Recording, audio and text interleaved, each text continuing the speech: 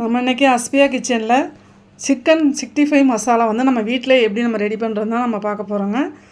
இது வந்து அவ்வளோ சூப்பராக எந்த ஒரு கலரும் இல்லாமல் எந்த ஒரு கெமிக்கலும் இல்லாமல் நம்ம வீட்டிலே எப்படி நம்ம பொடி நம்ம ரெடி பண்ணுறோன்னு பார்க்க போகிறோம்.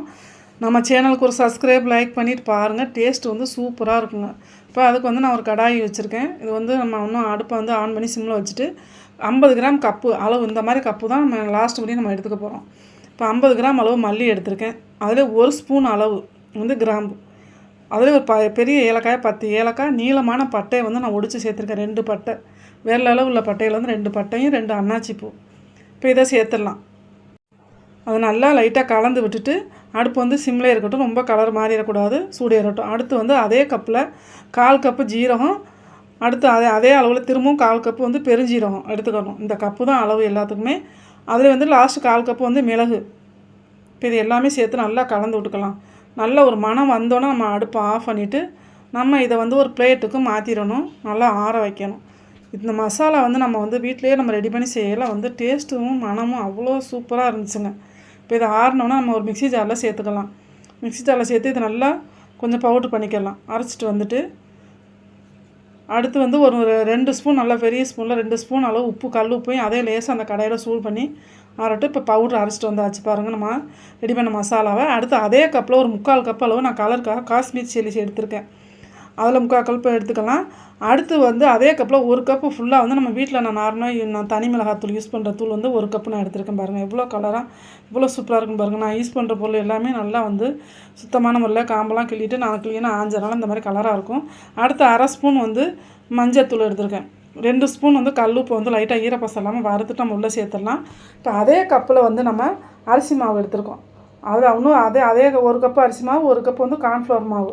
இப்போ இது எல்லாத்தையும் சேர்த்து நல்லா ஒன்றாவே நல்லா அரைச்சிக்கலாம் மசாலாவோட. இது வந்து நான் 1 ஸ்பூன் வந்து ஆயில் சேர்த்துருக்கேன். நல்லா கலர் கிடைக்கிறதுக்காக வந்து என் வாசனை இல்லாத ஆயில் எடுத்துருக்கேன். 1 ஸ்பூன் சேர்த்து அதே மிக்ஸி ஜாரில் நல்லா ஒரு சுற்று ஓட்டி எடுத்திங்கன்னா பொடி ரெடி ஆகிடுச்சுங்க. நல்லா பாருங்கள் எந்த அளவுக்கு கலர் சூப்பராக இருக்குன்னு பாருங்கள்.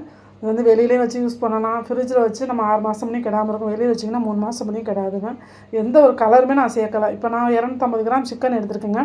இதோட அளவில் பார்த்திங்கன்னா 1 ஸ்பூனோட கம்மியான அளவு இஞ்சி பூண்டு சேர்த்தா போதும். லெமன் வந்து சின்ன லெமனில் 1/4 பங்கு எடுத்து புழிஞ்சு விட்டு 2 ஸ்பூன் தயிர், கெட்டி தயிர் எடுத்துக்கோங்க. இப்போ நம்ம ரெடி பண்ணி வச்ச மசாலாவில் 2 ஸ்பூன் மட்டும்தான் இதுக்கு கரெக்டான அளவு. வேறு எதுவுமே எக்ஸ்ட்ரா சேர்க்கவே தேவையில்லைங்க இந்த 65 மசாலாவுக்கு. இது வந்து நீங்கள் முட்டை வந்து தேவைப்பட்டால் நீங்கள் சேர்த்துக்கோங்க, இல்லைன்னா தேவையில்லை. நான் வந்து ஒரு முட்டையை நல்லா கலந்து விட்டு அதில் வந்து 1/4 பங்கு மட்டும் நான் அதில் சேர்த்துக்கிட்டேன். நிறைய சேர்க்கலை, ஏன்னா தண்ணி ஆயிரும்னு சொல்லி. நம்ம 1 கிலோ சிக்கன் எடுத்தோம்னா 1 முட்டை ஊற்றலாம். நான் இப்போ அதில் 1/4 பங்கு தான் முட்டை சேர்த்துருக்கேன். இப்போ நல்லா 1 ஹவர் ஊற வச்சுட்டு இப்போ அடுத்து எண்ணெய் காஞ்ச உடனே நம்ம எண்ணெயில் சேர்த்து நம்ம பொரிக்க போகிறோங்க. பாருங்கள் எந்த அளவுக்கு கலர்ஃபுல்லாக, நான் எந்த ஒரு கலருமே சேர்க்கலைங்க. நீங்கள் விருப்பப்பட்டால் நீங்கள் கலர் சேர்த்துக்கலாம். இப்போ எண்ணெய் காஞ்ச உடனே நம்ம சிக்கனை உள்ளே சேர்த்தாச்சு, மசாலாவோடு சேர்த்து உள்ளே சேர்த்தாச்சு. இப்போ இது வந்து மசாலாலாம் எதுவுமே பிரியலைங்க. நான் சேர்த்த அளவில் உப்பு, வரப்பு எல்லாமே கரெக்டாக இருந்துச்சு. இப்போ பாருங்கள் இந்த அளவுக்கு நல்லா வெந்துருச்சு. நம்ம இப்போ இதை எடுத்துடலாம். நல்லா பொறுமையாக அடுப்பை வந்து சிம்மில் வச்சு வேக வச்சு எடுக்கணும். அடுப்பை கூட வச்சோம்னா உள்ளே வேகாது. நல்லா இந்த அளவுக்கு வேக வச்சு நம்ம எடுத்தாச்சு பாருங்கள். நீங்கள் நம்ம வேணால் கலர் சேர்த்துக்கலாம். இந்த மாதிரி எடுத்து நீங்கள் சாப்பிட்டு பார்த்துட்டு நீங்கள் சொல்லுங்கள். டேஸ்ட்டு வந்து அவ்வளோ சூப்பராக இருந்துச்சு. கடையில் கிடைக்கிற அதே அளவு டேஸ்ட்டு சூப்பராக இருந்துச்சு. இந்த மசாலா யாருக்கு வேணும்னா கண்டிப்பாக கால் பண்ணுங்கள், கமெண்ட் பண்ணுங்கள். நாங்கள் ரெடி பண்ணி கொடுக்குறோம். வீடியோ பிடிச்சிருந்தால் மறக்காமல் ஷேர் பண்ணிவிட்டு சப்ஸ்கிரைபர் பண்ணிவிட்டு பாருங்கள்.